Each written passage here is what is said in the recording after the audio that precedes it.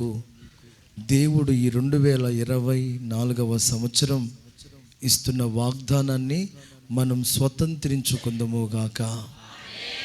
ప్రతి వాగ్దానం దేవుడు మనకిచ్చిన మాట. వాగ్దానం అంటే ఏంటో తెలుసా? దేవుడు ఏది చేయబోతున్నాడో అది చెప్తాడు. మాటలు చెప్పటానికి వినటానికి కాదు, దేవుడు చేస్తాను, చెయ్యాలి, చెయ్యగలను, చెయ్యాలి అనుకుంటున్నాడే, ఆ చేసే వాటినే చెప్తాడు, చెప్పిన వాటిని చేస్తాడు. చేయని వాటిని ఆయన చెప్పడు, చెప్పని వాటినైనా ఆయన చేయగలడు. ఆమేన్, ఆమేన్. ఈ సంవత్సరపు మన వాగ్దానాన్ని యెషయా గ్రంథం 35వ అధ్యాయం 596వ పేజీ తీయండి.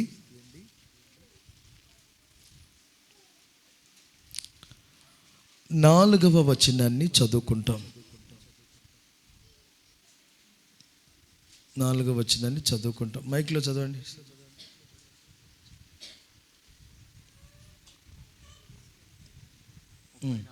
చదువు. 4వ వచనం 35:4. తత్తరిల్లు హృదయములతో ఇట్లనుడి, తత్తరిల్లు హృదయములతో ఇట్లనండి, భయపడక ధైర్యముగా ఉండుడి, భయపడక ధైర్యంగా ఉండండి. ప్రతిదండన చేయుటకై మీ దేవుడు వచ్చుచున్నాడు. ప్రతిదండను దేవుడు చేయదగిన ప్రతీకారమును ఆయన చేయును. ఆయన వచ్చి తానే మిమ్మును రక్షించును, మిమ్ముల్ని రక్షిస్తాడు.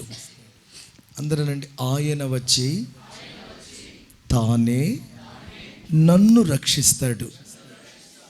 అందరనండి అన్నమాట. మిమ్మల్ని కాదు, నన్ను అనండి. మీరు అనండి. ముందు నీ కోసం చెప్పు, తర్వాత నీ కుటుంబం కోసం చెప్పు, తర్వాత నీ వారందరి కోసం చెప్పు. నెంబర్ 1, ఆయన వచ్చి తానే నన్ను రక్షిస్తాడు. నెంబర్ 2, ఆయన వచ్చి తానే నా కుటుంబాన్ని రక్షిస్తాడు. ఆయన వచ్చి తానే నా వారందరినీ రక్షిస్తాడు. ఇది కొట్టండి, చప్పట్లు గట్టిగా కొట్టండి, దగ్గరగా కొట్టలు.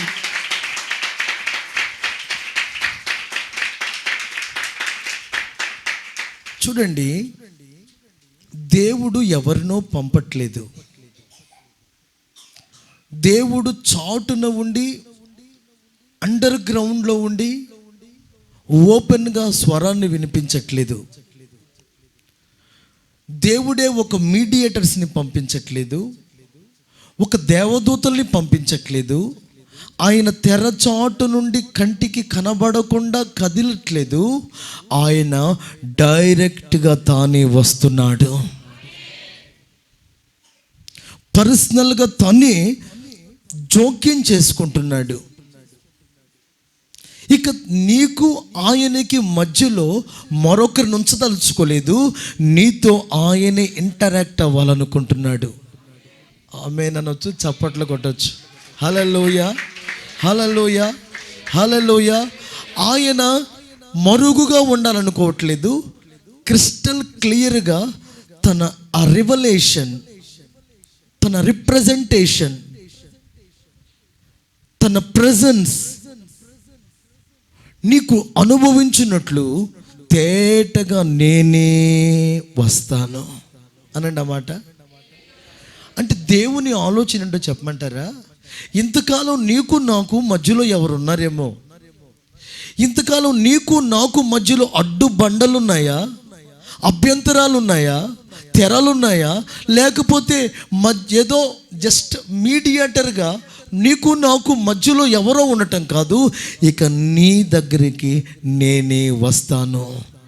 There is no any objections and destructions. ఇక అభ్యంతరాలు కానీ అడ్డుబండలు కానీ ఉండకూడదు. నీకు దేవుడికి నీకు మధ్యలో ఒక డైరెక్ట్ ఇంటరాక్షన్, కనెక్షన్, రిలేషన్ సంపూర్ణంగా ఈ సంవత్సరం మనకు ఉండబోతుంది.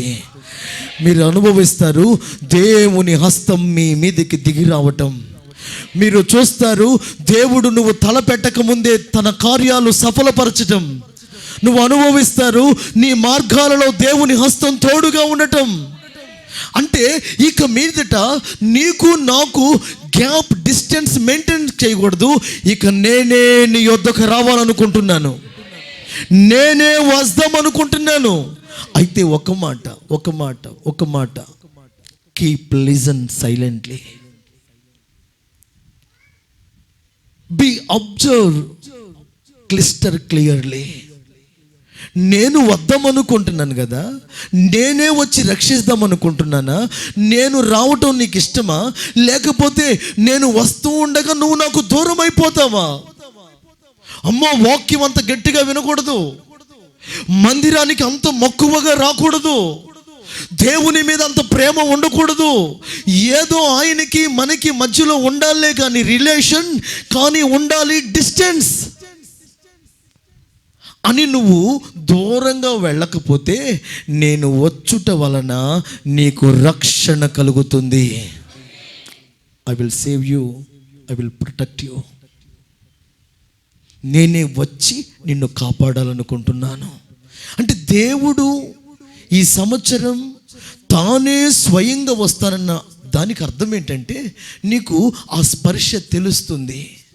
కళ్ళు మూసుకున్నావు, ఏదో చీకటి కనపడుతుంది, ఏదో మంత్రాలు చెప్పినట్లుగా ఉంది, ఏదో కళ్ళు తెరుస్తున్నావు, కళ్ళు మూస్తున్నావు. కాదు, నీ కన్నులు మొయ్యగానే దేవుని ప్రత్యక్షత కదులుతూనే ఉండబోతుంది. నీవు తడబడుతూ అలజడుతూ ఉండగానే దేవుని శాంతి, సమాధానం నీ గుండెల్లోకి దిగి రాబోతుంది. అంటే మునుపటి వలె దేవుని ప్రత్యక్షత, దేవుని స్పర్శ లేని ఒక స్పర్శ లేని స్థితిలో ఉండకూడదు. సమయాలు దగ్గరికి వచ్చాయి. మన కన్నులు ఎప్పుడు మూయబడతాయో, గుండె చప్పుడు ఎప్పుడు ఆగిపోతుందో, అడుగు వేయకముందే తడబడి కూలి ఎక్కడ శ్వాస విడుస్తామో తెలియని చివరి రోజుల్లో ఉన్నాం. ఈ రోజున నీవు ప్రభువుకు దూరంగా ఉండటం వలన నీకేంటి లాభం? ప్రభువు సన్నిధి నీవు అనుభవించకపోవటం వలన లాభం కాదు, నష్టమే. ఇంతకాలం నీకు ఆ స్వరం స్పష్టంగా వినపడలేదేమో, క్లారిటీగా వినపడలేదేమో. ఇప్పుడు తిన్నగా నీకు ఆ స్వరం వినబడును గాక. కొట్టండి చప్పట్లు గట్టిగా, హుషారుగా, సంతోషంగా చదవండి. ఆ మాట మరలా చదవండి. ఆయన తానే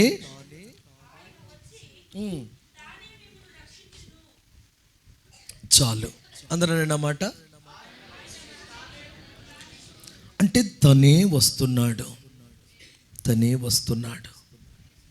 అసలు మనం ఎవరు అండి? మన దగ్గర రాదగినంత భక్తి ఉందా? రాదగిన వారమేనా? ఒకసారి ఒక శతాధిపతి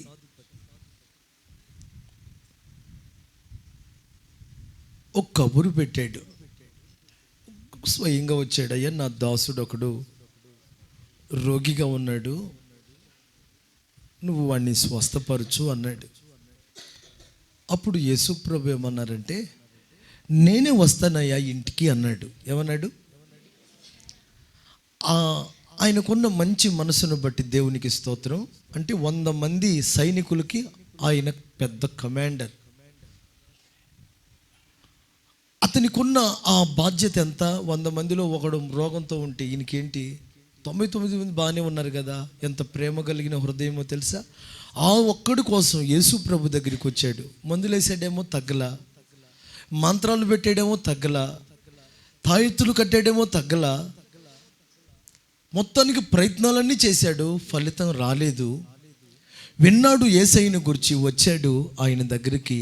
అయ్యా, నా దగ్గర పనిచేసే వర్కర్, నా అండర్లో ఉండే వ్యక్తి జ్వరంతో లేవట్లేదు, ఒకసారి అను బాగు చేయ్యా అన్నాడు. అప్పుడు యేసుప్రభు ఏమన్నాడంటే, వాని మంచితనాన్ని చూసి పలా ఎంత యజమానుడికి ఎంత మంచి మనసు ఉంది నీకు. ఆయన స్వస్థత కోసం నా దాకా వచ్చావా, నేను వస్తాను నీ ఇంటికి అన్నాడు. అప్పుడు ఈయన అన్నాడు, నువ్వు నా ఇంటికి రావటం ఏంటి బాబు, వద్దు, ఒక మాట చెప్పు, వాడు అక్కడ బాగుపడతాడు అన్నాడు. యేసయ్య అంటాడు, లేదు నేను వస్తానయ్యా అన్నాడు. అబ్బా ఆగయ్యా, నువ్వు రావాల్సిన అవసరం లేదు. అరే, యేసయ్య రావద్దంట, యేసయ్య ఇచ్చే ఆరోగ్యం మాత్రం కావాలంట.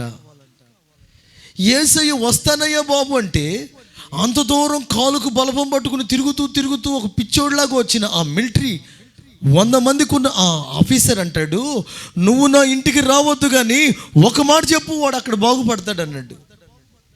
యేసయ్య అన్నట్లే వాడు స్వస్థత నొందును గాక అన్నాడు. టైం చూసుకున్నాడు, కరెక్ట్గా 1 గంట అయింది. ఎంత అయింది? ఇప్పుడు కొద్దిసేపు అయితే అయింది. ఎంత అయింది? 1 గంట అయింది. ఎంత అయింది యేసయ్య అన్నప్పుడు? టైం చూసుకున్నాడు. 1 గంట. ఇంటికి వెళ్ళిపోయాడు. వీడు ముసుగేసుకుని దుప్పట్ల మీద దుప్పట్లు కప్పుకున్నవాడు గుర్రంలాగా బయట తిరుగుతూ ఉన్నాడు. పైన పిలిచాడు, రై దుప్పట్లు ఎప్పుడు పక్కన వేసేవరా. కొంతమంది జ్వరం తగ్గినా కానీ దుప్పట్లు కప్పుకునే ఉంటారు. వచ్చింది ఒంట్లో జబ్బు కాదు, మైండ్లో వచ్చింది రోగం. వీడికి ఒంట్లో వచ్చింది జబ్బు, అందుని బట్టి దేవుడికి స్తోత్రం. ఈ ఒంట్లో వచ్చిన రోగం తగ్గగానే దుప్పట్లని ఆడ పడేసి వీడు బయటకు రాగానే, అయ్యా నాకు స్వస్థత కలిగింది అన్నాడు. ఎప్పుడు కలిగిందిరా? సరిగ్గా 1 గంట అప్పుడయ్యా. మూలుగుతూ ఉన్నాను, ఒక్కసారిగా నాకు కరెంట్ షాక్ కొట్టినట్టు అయింది. ఆమేన్. కొట్టండి చప్పట్లో. ఎక్కడో ఆయన ఉన్నాడు, కలుగునుగాక అన్నాడు, అంతే. వీడు మంచం మీద ఉన్నాడు, ఉలిక్కిపడి లేచి జ్వరం ఎగిరిపోయి హాయిగా నిలబడ్డాడు. ఆయన అన్న టైము నువ్వు లేచిన టైం ఒకటేనా? డాక్టర్ని ఇస్తే పని చేయడానికి టైం పట్టింది, కానీ ఆయన మాట ఎంత మంచి మందు అనుకుని సాక్ష్యం చెప్పాడు. ఇప్పుడు నేను చెప్తున్న సువార్త ఏంటంటే, దేవుడు కార్యం చేశాడు, వాని విశ్వాసాన్ని చూసి కార్యం చేశాడు. ఆ పనివాడి మీద అంత ప్రేమ ఉంది కదా, నాకు దగ్గరకు వచ్చాడు కదా, కనీసం నేను వస్తానంటే ప్రేమతో రమ్మంటాడేమో అనుకున్నాడు. కానీ నీవే రావద్దయ్యా, మాట చెప్పయ్యా అన్నాడు. ఒకవేళ రమ్మనగానే రండయ్యా అంటే ఎంత పరవశించేవాడు కదా యేసయ్య. ఇంటికి తీసుకుని వెళితే ఆ రోగి కూడా డైరెక్ట్గా యేసయ్యను చూసేవాడు కదా. ఆమేన్. వాడిని మాట విని బాగయ్యాడ్రా, యేసు ప్రభు బాగు చేశాడ్రా అనలేదు. అంటే స్వయముగా ఈ వ్యక్తి ఇంటికి వస్తే స్వయముగా ఆయన దేవుడు ఏం చేయగలడో వాడు పర్సనల్గా ఒక గ్రహింపు కలిగి ఉండేవాడు. నేను చెప్పే సువార్త ఏంటో తెలుసా? ఆయన డైరెక్ట్గా ఎందుకు వస్తానన్నాడంటే, డైరెక్ట్గా వాడిని ముట్టాలనుకున్నాడు. అంటే నీ ద్వారా తను స్వయంగా తానే ఎందుకు రావాలనుకున్నాడంటే, నీతో నీ ఇంటికి రావటం వలన ఆయన నీ భార్యకు దేవుడై ఉంటాడు, ఆయన నీకు పిల్లలకు దేవుడై ఉంటాడు. ఆయన డైరెక్ట్ నీ ఇంటికి వచ్చాడు అనుకో, ఆయన నీ వారందరికీ దేవుడై ఉంటాడు. ఆ ఇంటికి వద్దు బాబు, మాట చెప్పు చాలు అన్నాడు. ప్రభు బాధపడ్డాడు, మాట చెప్పాడు, మౌనంగా వెళ్ళిపోయాడు.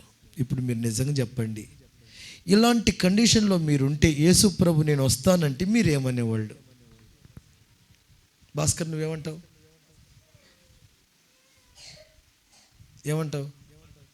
రమ్మంటావా? మాట చెప్పు అన్నీ జరిగిపోతాయి అంటావా? నీకు దేవుడు మాట ముఖ్యమా, అసలు దేవుడే ముఖ్యమా? దేవుడు మాట ముఖ్యం, నీకు దేవుడు వద్దు. చూసావా?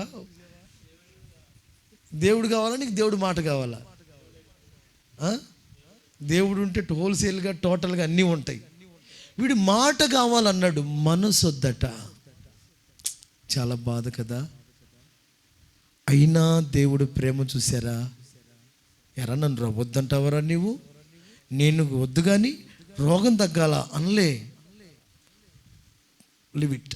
వాడి మనసు అలా ఉంది, వాడి హృదయం అలా ఉంది. బలవంతంగా నెట్టుకుని పోలేను కదా, పోనీలేరా, స్వస్థత కలుగునుగాక అన్నాడు. మౌనంగా యేసయ్య వెళ్ళిపోయాడు. ఈ రోజున ప్రియ దేవుని బిడ్డలారా, తానే స్వయముగా వచ్చి రక్షిస్తానంటుందానికి కారణం, నీతో స్వయముగా ఉన్న దేవుడు నీ వారందరికీ దేవుడుగా మారాలనుకుంటున్నాడు. హల్లెలూయా. ఎవరితో అన్నాడు తెలుసు ఈ మాట? ఎవరితో అంటున్నాడు తెలుసా? ఫీబుల్ హ్యాండ్స్,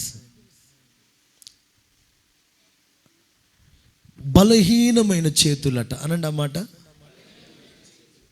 షవరింగ్ నీ అంటే వణుకుతున్న మోకాళ్ళట. చెప్పండి ఏంటది? అండ్ బ్రోకెన్ హార్ట్, పగిలిన గుండె. ఈ 3 మాటలు మీరు అనాలి. బలహీనమైన చేతులు, వణుకుతున్న మోకాళ్ళు, పగిలిన గుండె. ఈ మాటలు మీరు ఆ పై 3వ వచనంలో చూస్తే మీకు అర్థమవుతుంది. చదవండి అమ్మా మాట. సడలిన చేతులు అంటే వణుకుతున్న మోకాళ్ళు, అంటే బద్దలైన హృదయం, షేకెన్ హార్ట్, తత్తరిల్లిన హృదయం. నేను నా సొంత మాటలు చెప్పట్లా, ఆ పైన ఉన్నాయే 3 ఉన్నాయి అక్కడ. సడలిన చేతులు అనండి. ఏంటంట? మోకాళ్ళు ఎలా ఉన్నాయంట? తొట్టిల్లుతున్నాయి, వణుకుతున్నాయి. తొట్టిల్లటం అంటే వణికి వణికి వణికి వణికి కబేలుమని పడిపోతున్నాడు. తత్తరిల్లిన హృదయం అంటే ఏంటంటే కదిలిపోయింది, అది అంటే బద్దలైంది. అంటే దేవుడు నిన్ను రక్షించటానికి కారణం ఏంటో తెలుసా? నీ చేతులు బలహీనమయ్యాయి. ఏమయ్యాయి? నీ చేతులు చాలా వీక్గా ఉన్నాయి. రెండవదిగా నీ మోకాళ్ళు వణుకుతూ ఉన్నాయి. మూడవదిగా నీ హృదయం బద్దలయ్యింది. చూశాడు, నీ చేతులను బలపరచటానికి ఆయన వస్తున్నాడు.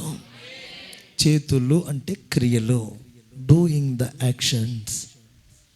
So weak. నీ క్రియలు చాలా బలహీనంగా ఉన్నాయి. మాటలు చూస్తేనేమో కోటలు దాటుతున్నాయి, చేతలు చూస్తేనేమో ఏం దాటలేదంట. తెలియదా మీకు సామెత? గుమ్మంగా కాదు, ఆ చేతలు అడుగు తీసి అక్కడ కూడా దాటలా. గుమ్మం దాకా ఇంట్లోనే లేదు, అక్కడ గుమ్మం. అంటే నేను చెప్పే మాట ఏంటో తెలుసా? ఎందుకు ఆయనే వచ్చి నిన్ను రక్షిస్తానన్నా అంటే, నీ నోటిలో ఉన్న దేవుడు నీ చేతుల్లో లేడు. మాటలతో చెప్పగలవు దేవుణ్ణి, కానీ క్రియలు చాలా వీక్గా ఉన్నాయి. దేవుడు అంటాడు, నేనెందుకు నిన్ను రక్షించాలనుకుంటున్నానో తెలుసా? Your hands feeble hands, so weak. నీ చేతలు చాలా వీక్గా ఉన్నాయి, నేనే నిన్ను బలపరుస్తాను. ఇది క్రియలు. రెండవదిగా ఏంటో తెలుసా? కష్టార్జితం. చేత్తో కష్టపడుతున్నావు, కానీ ఈ చేతులు సడలిపోతున్నాయి, వీక్గా ఉన్నాయి. ఎంత పని చేసినా ఆకలి తీరట్లేదు, అవసరం తీరట్లేదు, అప్పులే మిగులుతున్నాయి, తృప్తి కలగట్లేదు. దేవుడు అంటాడు, నీ క్రియలలో నిన్ను గొప్ప చేస్తాను, నీ కష్టార్జితాన్ని నీవు అనుభవించినట్లు చేస్తాను. నీ చేతుల కష్టార్జితం చెమట తడి ఆరకముందే అది రెక్కలు కట్టుకుని ఎగిరిపోతుంది కదా, వడ్డీలకు, రోగాలకు, సమస్యలకు వెళ్ళిపోతుంది కదా. నేను నీ చేతులను బలపరుస్తాను. అనండి. నాగేష్ ఏం చేస్తాడు దేవుడు? నీ చేతులు అంటే ఏంటో తెలుసా? ఒకటి, నీవు క్రియలలో బలవంతుడుగా ఉంటావు. ఓన్లీ మాటలే చెప్పుతాం కాకుండా క్రియ చేస్తావు. రెండవది, నీ కష్టార్జితం, కష్టపడుతున్నవే, నీ కష్టార్జితాన్ని నువ్వే అనుభవిస్తావు. నీ చేతులు దృఢపరచగా నీవు తినాలి, తృప్తి పడాలి, నీవు మిగలగా అనేకులకు ఇవ్వాలి.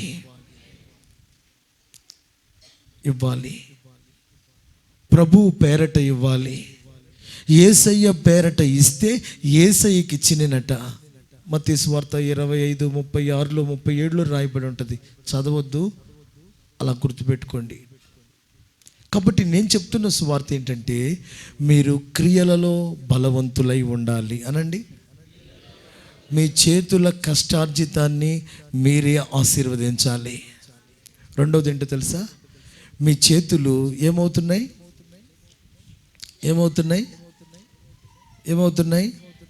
సడలుతున్నాయి. అంటే ఏంటో తెలుసా? నీ చేతిలో బ్లెస్సింగ్ లేదు, ఆశీర్వాదం లేదు. నేను అంటున్నాను, నీ చేతి గీతల్లో తలరాతలో లేదు ఆశీర్వాదం. నీ చేతులను ఆయన ముట్టి ఆశీర్వాదకరంగా చేయబోతున్నాడు. అంటే సడలుట వలన శాపం ఉంది. అందుకే దేవుడు అంటాడు, నీ చేతులు నేను ఆశీర్వాదాలతో నింపుతాను. కొట్టండి చప్పట్లు.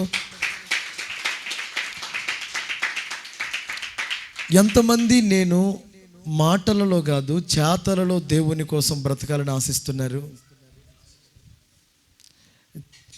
నేను చెయ్యొత్తమన్నానా చెప్పమన్నానా?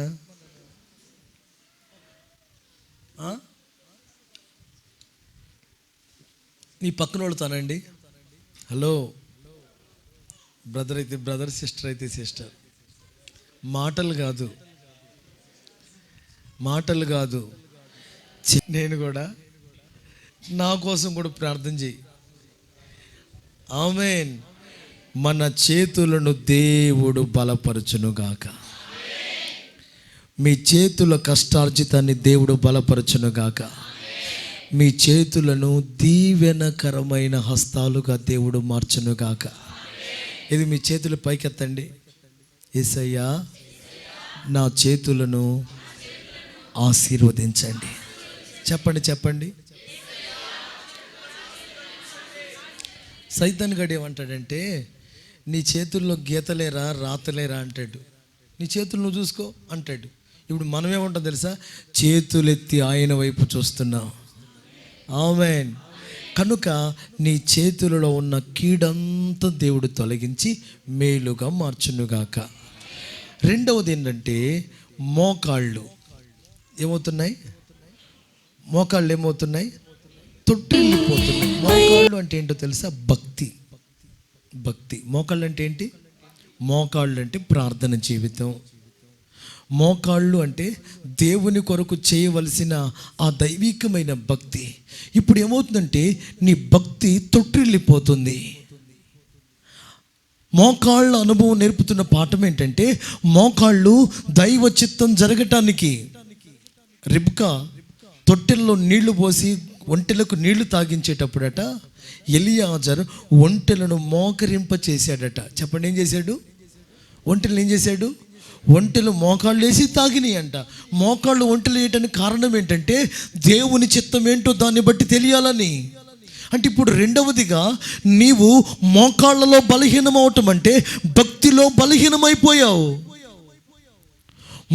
మోకాళ్ళు తొట్టిల్లుతున్నాయి, సడలిపోతున్నాయి, వడలిపోతున్నాయి. అంటే నీవు 2 అడుగులు దేవునితో వేసి 4 అడుగులు వెనక్కి వెళ్తున్నావు. అంటే నీవు తొట్టిల్లుతున్న మోకాళ్ళ అనుభవం నుంచి తిన్నగా నిలబడే అనుభవంలోకి రావాలి.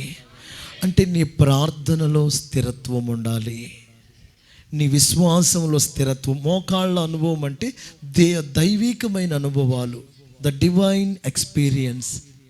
అంటే నువ్వు మోకాళ్ళ జీవితంలో ప్రార్థనలో చాలా దృఢంగా ఉందువుగాక. మూడవది, తత్తరిల్లు హృదయం. అంటే నీ హృదయం, నీ అంతరంగం, నీ ఇన్నర్ ఫీలింగ్స్. దేవుడు ఎవరో తెలుసా? నువ్వు భక్తి చేయి కానీ నువ్వు ఏడుస్తూనే ఉండు, శాపంలోనే ఉండు అనడు. ఆయన ఏం చేస్తాడంటే, నీ ప్రతి గాయాన్ని కడతాడు. లోకం అంటుంది అద్దం పగిలిన అతకదు, హృదయం పగిలిన అతకదు అంటది. విరిగి నలిగిన హృదయాల్లో ఆయనే వచ్చి ఉంటానంటాడు. ఏమంటాడు? విరిగిన ఇంట్లో మనం ఉండం, విరిగిన వస్తువుల్ని మనం వాడం. కానీ యేసయ్య విరిగి నలిగిన హృదయాల్లోకి వచ్చి వారిని దేవుడు ఆదరిస్తాడు.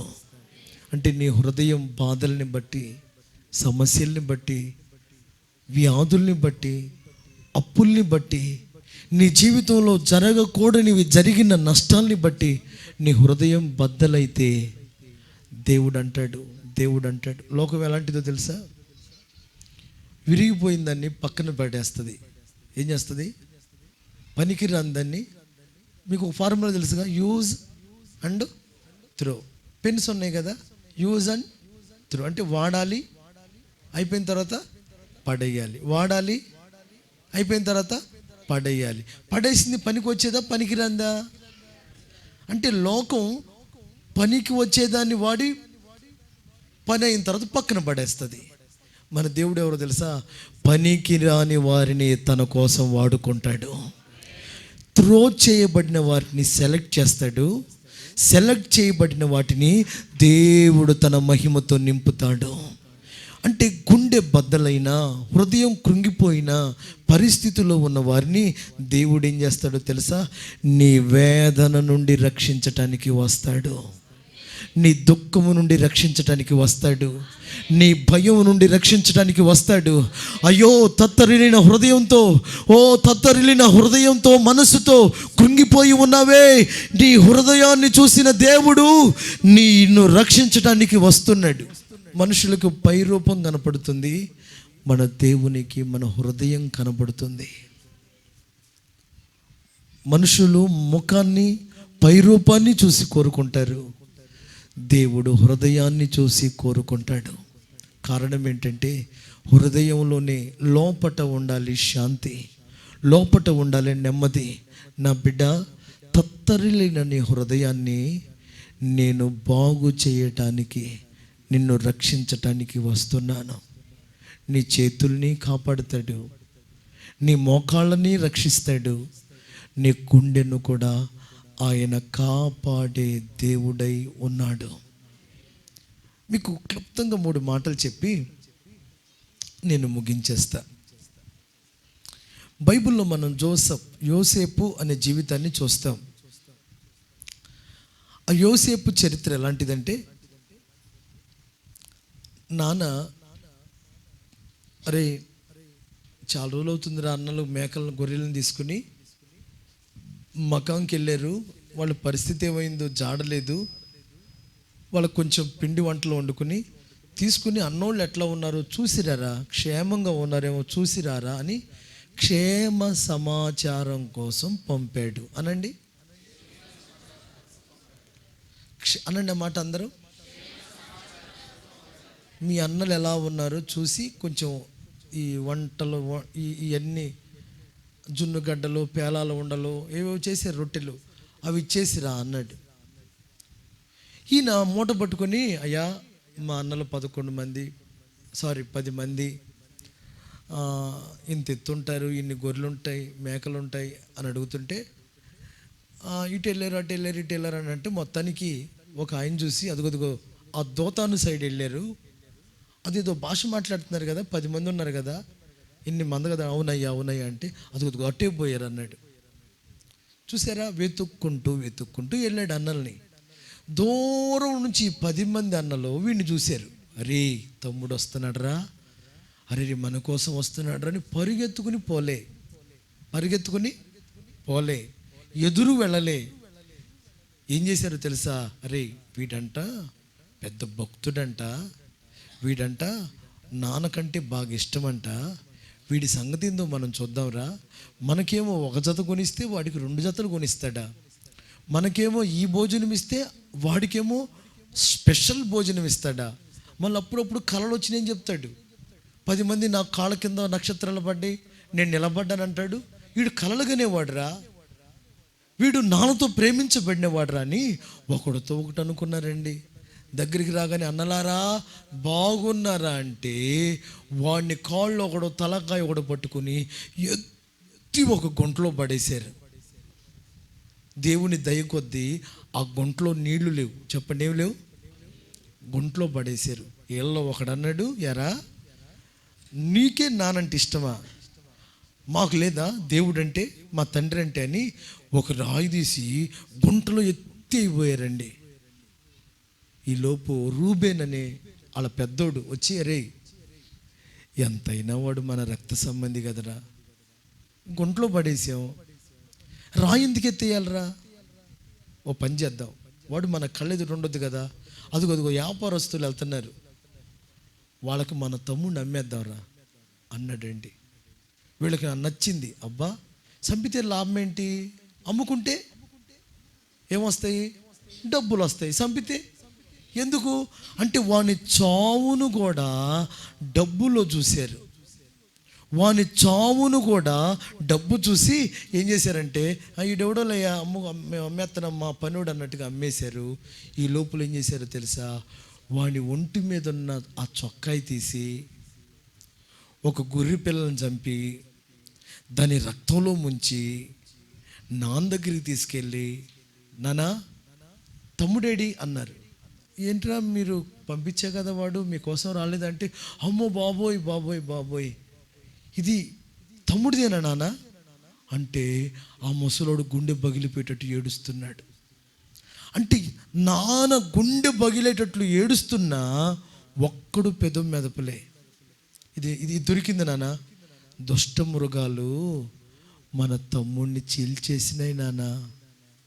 దుష్ట మృగాలు మన తమ్ముడిని రక్తం తాగేసినాయి నాన్న అంటే, పాపం ఆ ముసలి తండ్రి ఆ వస్త్రం చూసుకుని గుండెలు కత్తుకుని బోరుని ఏడ్చాడు. 10 మందిలో ఒక్కడైనా నోరు తెరవలే. అలా అయిపోయింది. యోసేపు అమ్మబడ్డాడు. అమ్మబడిన వాడు ఎక్కడ కూర్చోమంటే కూర్చోవాలి, ఏ పని చేయమంటే చేయాలి, ఎట్ట ఉండమంటే అట్ట ఉండాలి. అలా ఉన్నాడు. అంచెలంచెలుగా దేవుడు ఏం చేశాడో తెలుసా, యోసేపును రక్షించటానికి వచ్చాడు అనండి. ఆమేనని. చెరసాల్లో వేయబడ్డాడు, చేయని పాపానికి నింద అనుభవించాడు. దేవుడు ఒక రోజున ఏం చేశాడో తెలుసా, ఈ అమ్మబడిన యోసేపుని ఆ దేశానికి ప్రధానమంత్రిగా దేవుడు మార్చాడు. ఆమేన్, ఆమేన్, ఆమేన్. అంతగా దేవుడు ఆశీర్వదించాడు. ఒక రోజున ఈ విషయం అంతా అన్నలకు తెలుస్తుంది. ఒక రోజున తిండి లేక ఆ దేశానికి గింజలు కొనుక్కోవడానికి వెళ్ళినప్పుడు గుర్తుపడతాడు తమ్ముడు. విషయం తర్వాత అర్థమైద్ది. ఆ తర్వాత అంటారు, అయ్యా మమ్మల్ని చంపేస్తావా, నీవు సావాలని మీరు కోరుకుంటే చావకుండా మాకు అన్నం పెట్టే పెద్ద దిక్కయ్యావయ్యా నువ్వు. ఈ దేశానికి బానిసగా వచ్చిన నీవు ప్రపంచానికే దీవెనగా మారేవయ్యా, నీ కాళ్ళు మొక్కుతాం, మమ్మల్ని ఏం చేయకంటే. అప్పుడు యోసేపు అన్న మాట ఏంటో తెలుసా, అన్నలారా మీరందరూ నాకు కీడే చేశారు, నిజంగా కీడే చేశారు, కానీ నా దేవుడు నాకు వాటిని మేలుగా మార్చాడు. మీరు నిజంగా నా అసనాన్నే కోరుకున్నారు, నా శవాన్నే చూద్దాం అనుకున్నారు, నా చావునే కోరుకున్నారు, నన్ను దుష్ట మగాలకు అప్పగిద్దాం అనుకున్నారు, కానీ నా దేవుడు నాకు మేలే చేశాడు అని సాక్ష్యం చెప్పాడు. యోసేపు జీవితాన్ని బట్టి దేవుడు మనకిస్తున్న పాఠం ఏంటంటే, దేవుడు మీరు పొందిన ప్రతి కీడులన్నిట్లో నుండి దేవుడు వచ్చి మిమ్మల్ని రక్షించునుగాక. కీడు నీకు చేసిన వారికి కూడా నీవు కూడు పెట్టే వ్యక్తిగా మారిపోతావు యేసునామములో అనండి. ఆమేనని. నీ నెత్తిన నాశనం రావాలని కోరుకునే వారు కూడా నువ్వు చల్లగా ఉండాలి బాబు అని దీవించేటట్లుగా నా దేవుడు ఘనకార్యాలు నీ ఎడల చేస్తాడు. ఎందుకంటే ఆయనే నీకు మేలు చేయాలని ఆలోచించి వచ్చాడు. ఆయనే నువ్వు అనుభవిస్తున్న కీడులన్నీ చూశాడు, నీ గాయాలన్నీ చూశాడు, నీ బాధలన్నీ చూశాడు. ఆయనే నిన్ను వచ్చి రక్షించి నీ కీడును, నీ నష్టాన్ని దేవుడు మేలుగా మార్చబోతున్నాడు. ఒకటి, నీ కీడును మేలుగా మారుస్తాడు అనండి. కీడు చేసిన వారికే నిన్ను మేలుగా మారుస్తాడు. కొట్టు చప్పట్లు, కొట్టు కొట్టు కొట్టు కొట్టు కొట్టు కొట్టు కొట్టు చప్పట్లు. ఆయనే వచ్చి రక్షించి నీ కీడును మేలుగా మార్చి, కీడు చేయు వారికి నిన్ను మేలుగా మార్చినందువలన వారి నోరార నిన్ను దీవించుదురుగాక. వారు నీ కాళ్ళ దగ్గరగా పడి సాష్టాంగ పడుదురుగాక. అయ్యా నీకు దండం పెడతామయ్యా, దయచేసి మమ్మల్ని ఉంచయ్యా, మాకు కూడు తక్కువైద్దయ్యా, మమ్మల్ని కాపాడయ్యా. ఏరా మరి అలా అన్నారు కదా, ఎలా అన్నారు కదా అంటే వాళ్ళు అంటారు, నీకు మేలు చేసే దేవుడు ఉన్నాడు, మా మేలేమో కీడుగా మారిపోతుంది, నీ కీడేమో నీకు మేలుగా మారిపోతుంది. మా మేలు మాకు కీడుగా వస్తుంది, నీ కీడేమో మేలుగా మారిపోతుంది. ఏంటి మర్మం అంటే అప్పుడు నువ్వేం చెప్తావో తెలుసా?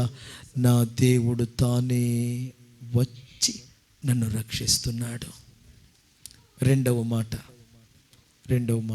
మీరు దానియేలు గ్రంథం 3వ అధ్యాయం 16వ వచనం 20వ వచనం ఇంటికి వెళ్ళిన తర్వాత చదువుకోండి. అక్కడ షడ్రక్, మేషక్, అబేద్నెగోలు ఉంటారు.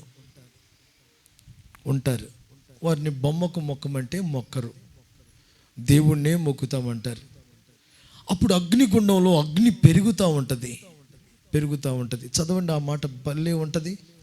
3:16 దానియేలు గ్రంథం. పేజీ నెంబర్ చెప్పినానా? 734. చదవండి.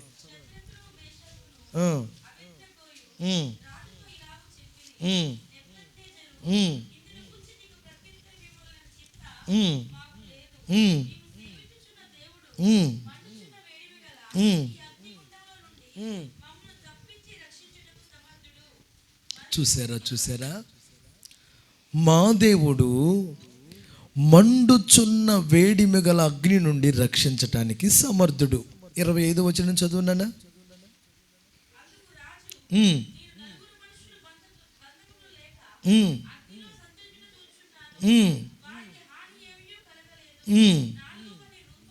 నాలుగవ వాని రూపం దేవతల రూపమును పోలి ఉన్నది. కొట్టండి చప్పట్లు గట్టిగా. చూసారా?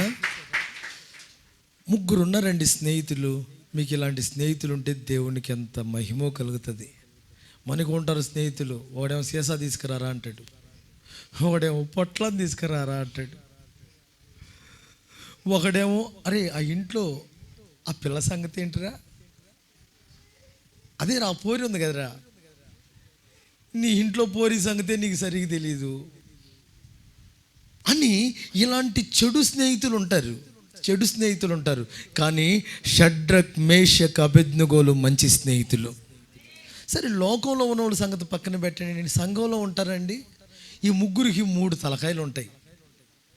ఈ ముగ్గురికి 3 పనులు చెప్పామనుకో, ఒక పని చెప్పి ముగ్గురు ఒకటి చేయండి అన్నాం అనుకో, ఈ ముగ్గురు ఒక పనిని 3 స్టైల్లో చేస్తారు. ఎట్లా చేస్తారు? 3 స్టైల్లో చేయడానికి ఏంటంటే అర్థం, వీళ్ళ ముగ్గురికి ఐక్యత లేదు. కాబట్టి నేను చెప్పేది ఏంటంటే, నీ అంత భక్తి లేకపోవచ్చు, నీ అంత ప్రార్థన లేకపోవచ్చు, కానీ సంఘములో ఉన్న పరిశుద్ధులారా, విశ్వాసులారా, మీరు ఒకరితో కలిసి ఒకరు ప్రార్థన చేయండి. ఒకరితో ఒకరు కలిసి దేవుని గురించి మాట్లాడుకోండి. ఒకరితో ఒకరు కలిసి దేవుని సన్నిధిలో చేతులుంచి ప్రార్థన చేయండి. మిమ్మల్ని దేవుడు అనేకులకు దీవెనగా మారుస్తాడు. ఇప్పుడు ఆ పొట్లాలు తినేవాళ్ళని చూడండి, వాళ్ళు ఎంత మంచివాళ్ళు అనుకుంటారు? మీకంటే చాలా మంచివాళ్ళు. ఆ సీసాలు తాగేవాళ్ళు ఎంత మంచివాళ్ళు తెలుసా? వంతుల ప్రకారం ఒకడు వంతు తప్పిపోయినా రా కూసో, సిట్టింగు, ఆడు జేబు పట్టు, ఆడుకున్న నీతి ఉందా మీకు? ఆ పొట్లాలు ఉండేవాళ్ళు చూడండి, వాడితే కొనుక్కుంటాడు, అడగగానే ఇచ్చేస్తాడు. అడగగానే మీ పాటల పుస్తకం ఇవ్వమంటే మీరు ఇరు, అమ్మో అట్ట చినిగిపోతాయి, పేపర్ నలిగిపోద్ది. ఏం చేసుకుంటావు? 20 రూపాయలు 30 రూపాయలు పెడితే వస్తుంది. నేను చెప్పేది ఏంటంటే, ఆ తాగుబోతాడు వంతుల ప్రకారం చేస్తాడు, ఆ గుట్కాలు ఇచ్చేవాడు ప్యాకెట్ అడగగానే ఇచ్చేస్తాడు. ఒకసారి నువ్వు తీసుకో అంటాడు. మరి మనం మాత్రమా? అట్లా ఉండదు. నేను చెప్పే సువార్త ఏంటో తెలుసా? తాగుబోతాడు ఒంటరిగా తాగడు, తిరుగుబోతాడు ఒంటరిగా తిరగడు. వాడికి ఒక గ్యాంగ్ ఉంటుంది, వాడికి ఒక టీం ఉంటుంది. వాడికి మించినోడు వీడు, వీడికి మించినోడు వాడు. వాడేమో గిన్నెలు అమ్ముకున్నాడు అనుకో, వీడేమో చెంబులు అమ్ముకుంటాడు. వీడేమో మేకలు అమ్ముకున్నాడు అనుకో, వాడు కుక్క పిల్లలు కూడా అమ్ముకుంటాడు. ఎందుకని? ఇది కాంపిటీషన్ అట్లుంటుంది. నేను చెప్పేది ఏంటంటే, లోకంలో ఉన్నవారు వారికి కలిగిన టీం ఉంది కదా. ప్రార్థనలో ఉన్న నీవు, దేవుని సంఘంలో ఉన్న నీవు, దేవునిలో ఎదుగుతున్న నీవు ఒంటరిగా ఉండకూడదు, సహోదరులతో కలిసి ఉండాలి. ఒంటరిగా మందిరికి రావడానికి కాదు, ఒంటరిగా ప్రార్థనలో ఉండటం కాదు, ఒంటరిగా భక్తి ఉండాలి, కలిసి ఉండే ఫెలోషిప్ రిలేషన్ ఉండాలి. ఇది సంఘ సహవాసం, కుల సంఘం కాదు. ఇది క్రొత్త నిబంధన క్రీస్తు సంఘం. దీంట్లో షడ్రక్, మేషక్, అబేద్నెగో లాగా వారు ముగ్గురు కలిసి ఉన్నారు. వాళ్ళు ఏమన్నారు తెలుసా? బొమ్మకు దండం పెట్టం, మొక్కం, ఏం చేసుకుంటావు చేసుకోపో అంటే ఏళ్ళలో ఒకడు, ఒరే మీకు ఇద్దరు భార్య పిల్లలు ఉన్నారా లేదురా నాకు అనలా. వీళ్ళందరూ కలిసి కట్టుగా ఉన్నారు. నేను అంటున్నాను, నీవు భక్తిలో ఎదుగుతున్నావా? నీవు మరొకరికి దీవెనగా మారాలి. నువ్వు కొంచెం డబ్బు సంపాదిస్తున్నావా? నీ సంపాదన మరొకరికి దీవెనగా మారాలి. నువ్వు పాట పాడగలుగుతున్నావా? పాట రాని వారికి నీ పాట దీవెనగా మారాలి. మోకరించి ప్రార్థన చేయగలుగుతున్నావా? మోకాళ్ళ మీదకి లేని వారికి నీ ప్రార్థన జీవితం ఒక ప్రోత్సాహంగా మారాలి. ఇది ఎవడికి వాడుగా ఒంటరిగా చేసే భక్తి కాదు. మేమైనా సేవలో ఉన్న మేము ఒక యూనిటీతో, ఒక ఐక్యతతో పరిచర్య చేస్తాం. మీకు ఇది ఉండాలి. ఒకరి అక్కర్లు ఒకరికి తెలియాలి, ఒకరి బాధ ఒకరికి తెలియాలి, ఒకరి సంతోషం ఒకరికి తెలియాలి, ఒకరి వేదనలో మరొకరు పాలివారవ్వాలి. అలాంటి వారండి షడ్రక్, మేషక్, అబేద్నెగోలు. అలాంటి వారంటున్నారు, మమ్మల్ని అగ్నిగుండంలో పడేస్తావా అంటే ఈ రాజుకి వెర్రి కోపం వచ్చి ఆ అగ్నిని 7 అంతలుగా పెరిగిందంట. చెప్పండి, ఎంత పెరిగింది? కోపం ఎక్కువైపోయింది. వీళ్ళని అగ్నిగుండంలో ఎవరు వేయటానికి పోయారు? వేయక ముందే వీళ్ళు కాడిపోయారు, అంత వేడి. కానీ అద్భుతం చెప్పమంటారా? వాళ్ళు అంటారు, మా దేవుడు మమ్మల్ని రక్షించుటకు సమర్థుడు. అందుకే మనం రాసిన కొత్త పాటలో మొదటి చరణం వాళ్ళ గురించే పరిశుద్ధాత్మ దేవుడు రాయించాడు. రక్షించగల సమర్థుడవు నీవని. అగ్నిలో ఉన్నప్పుడు 3 నేస్తే వీడికి 4 కనపడుతున్నారంట. ఆమె ఇప్పుడు చెప్పే సువార్త ఏంటో తెలుసా? నిన్ను రక్షించే దేవుడు బయట కనపడ్డు. నీవు అగ్నిలాంటి మహాశ్రమలలోకి వెళ్ళినప్పుడు 4వ వ్యక్తి నీ దేవుడు కనపడతాడు. నేను చెప్తున్న సువార్త ఏంటో తెలుసా? నీవు మేలుగా ఉన్నప్పుడు, నీవు ఒక స్థాయిలో ఉన్నప్పుడు నీకు అందరూ కనపడతారు. కానీ నీవు అగ్నిలాంటి శ్రమలలోకి వచ్చినప్పుడు దేవుడు ఒక్కడే కనపడతాడు.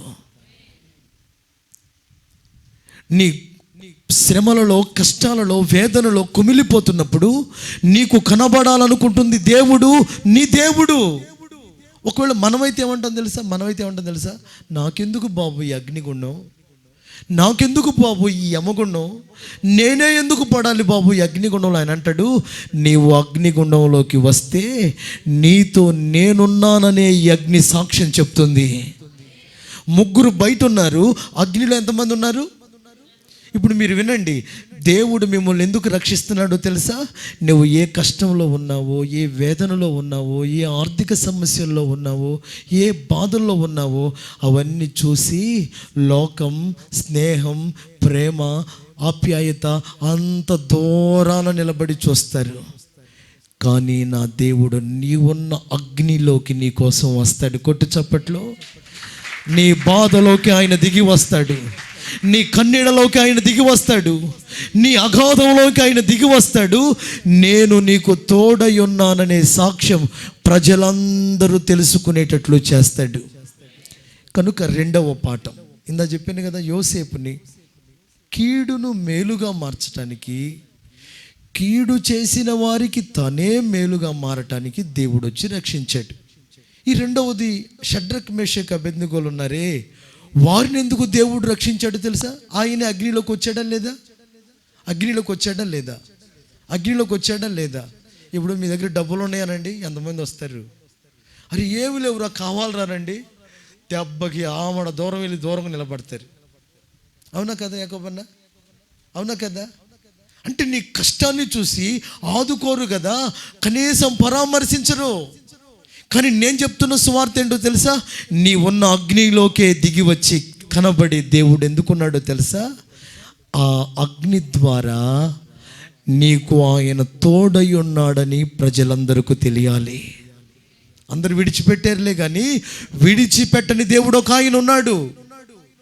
అందరూ త్రోసివేశారులే కానీ పైకి లేపగలిగిన ఒక ఆయన ఉన్నాడు.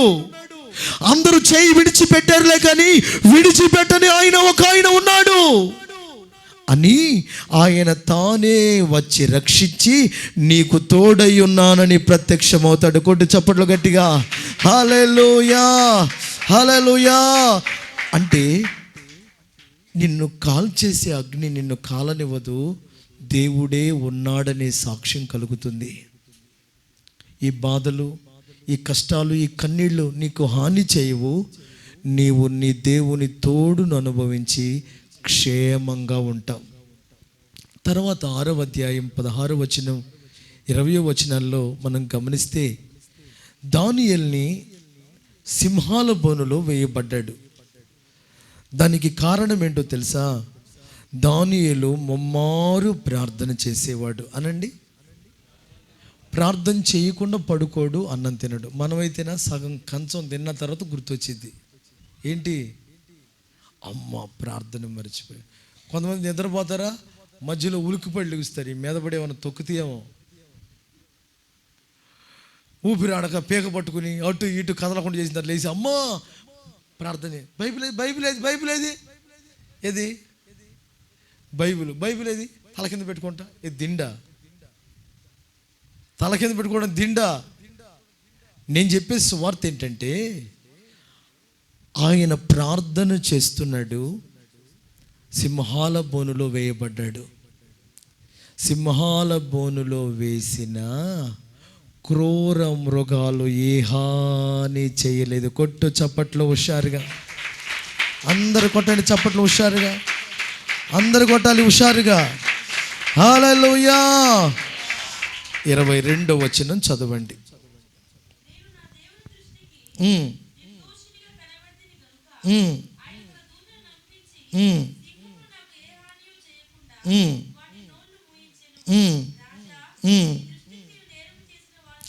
ఇరవై చదువునన్నా చాలా అద్భుతంగా ఉంటుంది. ఈ చదువుకుని ముగిద్దాం.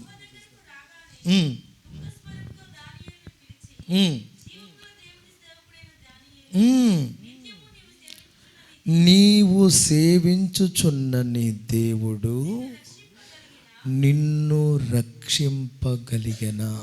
చూసారా, దేవుడే దానియేలుని రక్షించాడు. సింహాలు హాని చేయలేదు. సింహాలకున్న నేచర్ ఏంటి? రక్తాన్ని త్రాగటం, మనుషుల్ని చీల్చుకుని తినటం. దేవుడు నిన్ను ఎలా రక్షిస్తాడో తెలుసా? నీకు హాని చేయు వారి బుద్ధి మారుస్తాడు. అనండి ఆమేనని. నీ పక్కన కొన్ని సింహాలు ఉంటాయి, ఎముకలు కొరికే సింహాలు ఉంటాయి, పంజాతో దెబ్బ కొట్టి గుండెను చీల్చే సింహాలు ఉంటాయి. మనుషులు కాదు వాళ్ళు, క్రూరమైన సింహాలు. అనండి అనండి. ఈ క్రూరమైన సింహాలలో నీ చుట్టూ ఉన్నాయి, కానీ వాటిని బుద్ధి మారుస్తాడు. అనండి ఆమేనని. వాటి బుద్ధి మార్చి నిన్ను రక్షిస్తాడు. ఆయన తానే రావటం వలన వాటి బుద్ధి మారుతుంది. అనండి.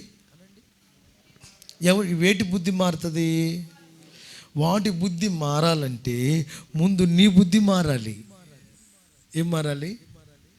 సింహాలు క్రూరత్వం మానుకోవాలంటే ఇప్పుడు మనిషిగా ఉన్న వ్యక్తి ఉన్నాడే, ఇతడు మృగంగా మారకూడదు. మృగ స్వభావాన్ని మారకముందు ప్రభువు బిడ్డగా ఉన్న నీవు, ప్రార్థన చేస్తున్న నీవు, దేవుని శక్తిని ఎరిగిన నీవు ఇప్పుడు నీ స్వభావం మారగలిగితే మారిన నిన్ను బట్టి ప్రభు మారుస్తాడు. ఓ సహోదరి, నీ భర్త మారట్లేదు, కారణమేమిటి? నీ పిల్లలు మారట్లేదు, కారణమేమిటి? సింహాల బుద్ధిని మార్చిన దేవుడు నీ భర్తను బుద్ధి మార్చగల దేవుడై ఉన్నాడు. నమ్మిన వారు కొట్టండి చప్పట్లు, కొట్టండి చప్పట్లు. మారుస్తాడు. సింహాల బుద్ధి మారిందా లేదా? సింహాలను మార్చిన దేవుడు నీ ఇంట్లో వారిని మారవడా? నీ కీడు కోరుకునే వారిని మారవడా? నీ మీద గర్జించే సింహాలని మారవడా? చీల్చే సింహాలని మారవడా? రక్తాన్ని పీల్చే సింహాలని మారవడా? మారుస్తాడు. ఎప్పుడో తెలుసా? ముందు నీలో ఒక మార్పు రావాలి. ఇదిగో ఈ సంవత్సరం మనం వాగ్దానం కార్డులు ఇస్తాం. ఇప్పుడు ఈ వాగ్దానం కార్డులు తీసుకుని మీరు రోజు చూసుకుని అబ్బా అని ఇట్లా ముదులు పెట్టుకుని మళ్ళీ బైబిల్లో పెట్టుకుని 2010, 11, 12, 23 అని రాసుకున్నాం. వాగ్దానాలు కార్డుల్లోనే ఉన్నాయి కానీ అవి కార్యాలుగా మారలా. ఎలా ఉన్నాయి? ఎక్కడ ఉన్నాయి? ఓ పాస్టర్ గారి దగ్గరికి ఒక తల్లి వచ్చిందంట. అన్న ఈ సంవత్సరం నాకు కలిసి వచ్చిద్దా రాదా అందంట. ఏమంది? మీరు కూడా నన్ను అడుగుతారే ఏంటి? ఆ జ్యోతిష్కుడి దగ్గర కలిసి వచ్చిద్దా రాదా అంటే, నీకెందుకు వచ్చిందమ్మా ఈ డౌట్ అన్నాడంట. నాకు మించిన లాగున్నాడు ఆయన. నీకెందుకు వచ్చిందమ్మా ఈ డౌట్ అన్నాడంట. అయ్యగారు నువ్వు కార్డు ఇచ్చావా? ఆ కార్డు నేను దండం పెట్టుకున్నానా? చెంప దెబ్బలు వేసుకుని బైబిల్లో పెట్టుకున్నానా? అది లేచిపోయింది. ఏమైంది? ఎటుపోయిందో తెలియట్లా. ఎటుపోయిందో తెలియదు. బుద్ధి లేదన్నా ఎట్టుగా అంటావంటే, నా పిల్లలందరూ ఏం చేస్తారో తెలియదయ్యా. బుధవారం వాడు వస్తాడు అదే బైబిల్ తెస్తా, శుక్రవారం వాడు వస్తే అదే బైబిల్ తెస్తా, శనివారం వాడు వస్తే ఆమెకు ఆది కాండంలో ఒకటి పెట్టుకుంటుందంట, మళ్ళీ మధ్యలోకి వచ్చేసరికి ఒకటి పెట్టుకుంటుందంట, చివరి రోజు ఒకటి పెట్టుకుంటుందంట. అన్ని తీసి పిల్లలు ఏం చేశారు? పోయిందయ్యా ఈ సంవత్సరం అంతా నాకు నిద్ర పట్టదంది. వామ్మో, సంవత్సరం అంతా నిద్ర పట్టదు. ఎందుకంటే కార్డు పోయింది. ఇక నాకు ఏం సంవత్సరం అంతా కలిసి రాదనిపిస్తుంది. కుడి కన్ను కొట్టుకుంటుంది, ఎడమ కన్ను కొట్టుకుంటుందంట. ఈ గుండె గట్టి కొట్టుకుని ఆగిపోతే ఇంకా బాగుండు అంటే ఆయన అన్నాడంట, అమ్మ ఆ కార్డులోనే కదమ్మా బైబిల్లో ఉన్న వాగ్దానం. ఆ కార్డు వాగ్దానమే నాది అన్నావుగా నువ్వు. ఏమన్నావు? ఆ కార్డు వాగ్దానమే కదమ్మా. బైబిల్లో ఉన్నదే కార్డులోకి వచ్చిందమ్మా అంటే, ఆమె నా కార్డే నాకు కావాలంటది. మళ్ళీ కొత్తది రాసిద్దామంటే ఏం రాసుకో అది తెలియదంట. నేను అంటున్నాను, వాగ్దానాలు కార్డుల్లో ఉండటం కాదు, అది నీ కన్నుల ఎదుట కార్యాలుగా కదలాలి, కనబడాలి. ఆ కార్యాలుగా మారాలంటే నీలో ఒక మార్పు రావాలి. ఇది డ్రెస్సులు మారటం, భాష మారటం, స్టైల్ మారటం కాదు. మారాల్సింది బుద్ధి, మారాల్సింది మాట, మారాల్సింది హృదయం, మారాల్సింది సాక్ష్యం. నీవు మారగలిగితే నీ కోసం మార్చే దేవుడు ఉన్నాడు. దానియేలు మార్పు చెందినవాడు కనుక సింహాలు సైతం ముట్టలేకపోయాయి. కాబట్టి ఈ సంవత్సరం దేవుడు నిన్ను రక్షించాలంటే నీకు స్థిరమైన బుద్ధి ఉండాలి. ఇప్పుడే ప్రార్థనకు వస్తానంటావు, రావు. ఇప్పుడే దశం భాగం ఇస్తానంటావు, సగం కూడా మింగేస్తావు. ఇప్పుడే నేను ఉపవాసం ఉంటానంటావు, 2 పూటలు తినేది 4 పూటలు తిని మెదలకుండా పడుకుంటావు. ఇప్పుడే పరిచర్య చేస్తానంటావు, తప్పించుకొని తిరుగుతుంటావు. ఇప్పుడే కూటాలకు వస్తానంటావు, రాకుండా ఉంటావు. అంటే నీ బుద్ధిలో ఒక స్థిరత్వం రావాలి, నీ విశ్వాసంలో స్థిరత్వం రావాలి. మోకరించావా? దేవుని పట్టుదల అడుగుతున్నావా? పొందేదాకా పట్టు విడవద్దు. మన దేవుడు మాటల దేవుడు కాదు, కనబడాలంటే ఆయన కనబడతాడు. రా ఇప్పుడు నా దగ్గరికి అని నువ్వు కడుపు కట్టుకో, చేతులు పట్టుకుని కన్నీళ్లతో వేడుకో, దేవుడు ఆ రాత్రి నీకు కనబడతాడు. ఆయన ఏదో మేం చెబితే మీరు అనుకుంటే ఉన్న దేవుడు కాదు, ఆయన ఉన్నవాడు కనుక కనపడతాడు. ఆయన శక్తి అనుభవించాలంటే ఎంతైనా నీకు ఇస్తాడు. నన్ను ఎక్కిస్తావా ప్రభు అంటే ఎక్కగలవా? రాని ఆకాశం ఎత్తుకైనా నిన్ను ఎక్కించడానికి ఆయన సిద్ధం గల దేవుడు. అంత గొప్ప దేవుడు ఉండగా ఇప్పుడు నిన్ను ఆయనే రక్షిస్తానని చెప్పడానికి కారణం ఏంటంటే, ఇప్పుడు నిన్ను బట్టి నేను అనేకుల్ని మారుస్తాను, నిన్ను బట్టి మారుస్తాను. మనం అంటాం నా పరిస్థితులు మారాలి, ఇల్లు మారాలి. అది కాదు, నీ స్వభావం మారాలి, నీ సాక్ష్యం మారాలి, నీ స్నేహం మారాలి, నీ ఆలోచన మారాలి. భూమిని, లోకాన్ని చూసే నీవు నీ కన్నులారా నీ దేవుణ్ణి చూడగలగాలి, దేవుని శక్తితో నింపబడగలగాలి. నేను చనిపోయినా బ్రతికినా నా దేవునితోనే ఉండగలనని గుండెల నిండా ఒక నిరీక్షణతో వాళ్ళని ధైర్యం రావాలి. ఒకడు ఉన్నాడంట, అయిపోయింది, మనం ముగించేసుకుందాం. 2 మంచి ఫ్రెండ్స్ ఉన్నారంట. ఒకడేమో చదువుకుని ఓ పెద్ద ప్రొఫెసర్ అయ్యాడట, మరొకడేమో చదువుకుని నాలాగా ఓ చిన్న పాస్టర్ అయ్యాడట. ఇద్దరు గెట్ టుగెదర్లో స్కూల్లో కలిశారు. మొత్తానికి తనకు ఒక అనుకూలత ఉండి ఆ ఫ్రెండ్స్ని అందరినీ కలవాలని వెళ్ళాడు. వీళ్ళిద్దరు బెస్ట్ ఫ్రెండ్స్ కదా. అరే రే రే 20 సంవత్సరాల నుంచి మనం కలవలేదురా, ఒకసారి నా ఇంటికి రారా అని చెప్పి తీసుకుపోయాడు.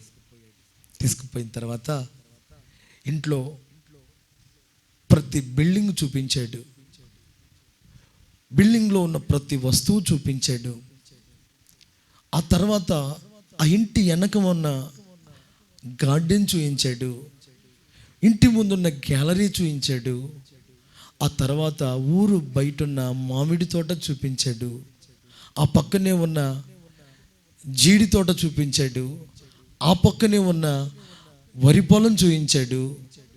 ఇవన్నీ చూపించి, అరే ఇది నాదిరా, ఇదిగో ఇది నా భార్యదిరా, ఇది నా కొడుకుదిరా, ఇది నా అది నా ఇది నా ఇది మా అంటూ అన్ని చూపించి, అరే మరి నువ్వు ఏం సంపాదించావురా, యేసు ప్రభు వాళ్ళకంటే ఇంకా చాలా గట్టిగా ఉంటుందంట కదరా, నువ్వేం సంపాదించావురా అన్నాడంట. అప్పటికి ఆయన చేతులు చెప్పులు సగం అరిగిపోయాయి, అతని బట్టలు చాలా డిమ్గా ఉన్నాయి, అతని ముఖం సరిగా తినక కృషించిపోయినట్లు కనపడుతుంది. అతని స్ట్రక్చర్ చూస్తేనే అర్థమవుతుంది అతడు చాలా పేదరికంలో ఉన్నాడని. అయినా గుచ్చి అడుగుతున్నా అంట, నీకేముందరా, సైకిల్ ఉందా, కారు ఉందా, నీకు తోటలు ఉన్నాయా, పొలాలు ఉన్నాయా, మీ ఇంటికి గచ్చు ఇదా అదా అని వీడికి ప్రభు అంటే ఇష్టం ఉండదట. వీడిని కృంగదీయాలి, బాధ పెట్టాలి, క్రిటిసైజ్ చేయాలి అని దేవుడు మంచి స్నేహానికైతే ఫ్రెండ్స్ బాగా ప్రాణ స్నేహితులే, కానీ కేవలం ప్రభువుని నమ్ముకున్నాడు, సేవ చేస్తున్నాడు అన్న దాన్ని ఒక టార్గెట్ చేసి వీడిని అంటూ ఉంటే చెప్పురా అంటూ ఉంటే మౌనంగా ఉన్న తాను నోరు తెరిచి చెప్తున్నాడంట, హలో మై డియర్ ఫ్రెండ్, నీకు తోటలైనా, బంగళాలైనా, భవంతులైనా, గార్డెన్స్ అయినా, ఫామ్ హౌస్లైనా, స్విమ్మింగ్ పూల్ అయినా ఇక్కడున్నాయి, కానీ నాకు కావలసినవి, నేను సంపాదించినవి పైన ఉన్నాయి. ఇక్కడ ఉన్నవన్నీ నువ్వు వదిలిపెట్టి వెళ్తావు, కానీ అక్కడ ఉన్నవన్నీ నేను యుగాలు అనుభవించటానికి వెళ్తాను. ఇక్కడ నువ్వు పాలరాతి బంగ్లానే ఉన్నా, ఫామ్ హౌస్లోనే ఉన్నా, 6 అడుగులు 3 అడుగుల జాగలో నిన్ను మట్టేసి పెట్టేసి వెళ్ళిపోతారు, కానీ నా పైన ఉన్న ఆ పరలోక రాజ్యంలో నా దేవునితో నేను యుగాలు ఉండబోతున్నాను. కొట్టండి చప్పట్లు, యుగాలు ఉండబోతున్నాను అని చెప్పాడో లేదో వెంటనే అతడు చిన్న ముఖం పుచ్చుకున్నాడు. సారీరా, నీకు అక్కడంత నిరీక్షణతో కూడింది ఉందా, నిజమే ఇది నేను వదిలిపెట్టిపోతానా, నిన్నే నేను అవమానపరుద్దాం అనుకుంటే నాకు ఘనత కలిగే ఒక మర్మం చెప్పావురా, నాకు కూడా నీ దేవుని రాజ్యంలో స్థానం కావాలి, నాకు కూడా పైనున్నవే కావాలి, విడిచిపెట్టేవి విస్తారంగా ఉంటే ప్రయోజనం ఏంటి, స్థిరంగా ఉండేది కొంచెం ఉన్నా అది యుగాలు స్థిరంగా ఉంటుంది. కనుక ఆ భక్తి, ఆ సమర్పణ తన బుద్ధిని మార్చింది. అలాగే మనం కూడా ఆర్థికంగానో భౌతికంగానో లోకంలో ఉన్న వారికంటే కొంచెం తక్కువ ఉండొచ్చు, వాళ్ళకి ఎక్కువ ఉంది మాకు తక్కువ ఉంది అంటానికి బాధపడాల్సిందేం లేదు. వాళ్ళకి ఎక్కువ ఉన్నా మనకు తక్కువ ఉన్నా వాళ్ళ కంటే శ్రేష్టమైన బ్రతుకు దేవుడు మనకిచ్చాడు, శ్రేష్టమైన దేవుడు మనకిచ్చాడు. ఉంటే ప్రభు కోసం ఉంటాం, పోతే ప్రభు దగ్గరికి పోతాం. బ్రతికిన ధైర్యమే, కన్నులు మూసిన ధైర్యమే, మన జీవిత గమ్యమే ఒక ప్రకాశమానంగా ఉంది. కనుక మన బుద్ధిని వాళ్ళని బట్టి వీళ్ళని బట్టి కృంగిపోవద్దు, మనం స్థిరంగా నిలబడదాం, మన వారందరినీ కాపాడుకుందాం, మనం మారుద్దాం. ఆమె ఈ సంవత్సరం ఈ సంవత్సరం పరిశుద్ధాత్మ దేవుడు మన మందిర స్థలం సరిపోదు, బయటంతా కూడా జనాలతో నిండిపోతారు. ఆమేన్. ఇంతకాలం కొద్ది మందితో మనం చేసిన ఆరాధన ఈ సంవత్సరం 2023తో ఎనఫ్ అయింది. మరలా ప్రభు రాకడ ఆలస్యం అయితే మనం ఈ మందిరంలో నూతన సంవత్సరపు ఆరాధన చెయ్యం, విస్తారమైన స్థలంలో మనం ఆరాధన చేస్తాం. ఆమె ఆ దర్శనం ప్రభు స్పష్టంగా నాకు బయలుపరిచాడు. అయితే దానికి మీరు చేయాల్సిన పని ఏంటో తెలుసా? మీరు ఒక్క 20 మంది కోసం ప్రార్థన చేయాలి. ఒక్క 10 మందిని మీ ద్వారా రక్షిస్తారు. ఆమె మీకు ఇష్టమైన మీ ఫ్రెండ్స్, మీ బంధువులు, మీ రక్త సంబంధికులు ఎవరైనా సరే ఒక 20 మంది పేర్లను మీరు రాయాలి. రాయటం రాకపోతే మనసులో పెట్టుకోవాలి. పేర్లు మనోళ్ళు ఉంటారు కదా, వాళ్ళ పేర్లు చదువుతూ వారి రక్షణ కోసం మీరు ప్రార్థన చేయాలి. ఎంతమంది 20 మంది కోసం ప్రార్థన చేస్తారంటే అందరూ చేయాలి. ఆమేన్, ఆమేన్. మీరు 20 మంది కోసం చేస్తారు, దేవుడు ఒక 10 మందిని మీకు ఇస్తాడు. ఆమేన్. ఎంతమంది తీర్మానం చేసుకుంటారు? ఒక 20 మంది అయినా మీ వాళ్ళు ఎవరు లేరా? బాగుపడాలనుకున్న వాళ్ళని, రక్షించబడాలి, దేవుడిలోకి రావాలి ఎవరన్నా అనుకుంటున్నారా? మీకు సంబంధించిన ఒక 20 మంది అన్న భూమి మీద ఉన్నారా? 20 మంది అన్న మీరు మంచిగా ఉండండి రా, చల్లగా ఉండండి రా, బాగుండండి రా అనుకుని మీకు మేలు చేసేవాళ్ళు మీ వాళ్ళు ఎవరన్నా ఉన్నారా? ఉంటే చేయొద్దు, ఒక హల్లు చెప్పండి. చేయొద్దు, హల్లు చెప్పండి. ఆ 20 మంది కోసం ఈ రోజు నుంచే ప్రార్థన ప్రారంభించాలి. ఇది అలా కళ్ళు మూసుకోండి, కళ్ళు మూసుకోండి, కళ్ళు మూసుకోండి. లెక్కలు తప్పు మిస్ అయిపోతానంటే ఒక పేరు చెప్పి ఒక ఏళ్ళు పట్టుకోండి. 2, 3, 4, 5, 6, 7, 8, 9, 10, 20 ఇట్లా కదా. కళ్ళు మూసుకుని ఒక 20 మంది కోసం మీరు ప్రార్థన చేయండి.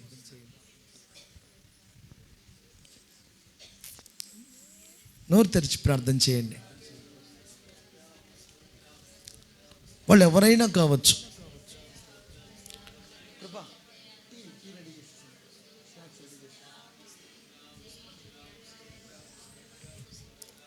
20 మంది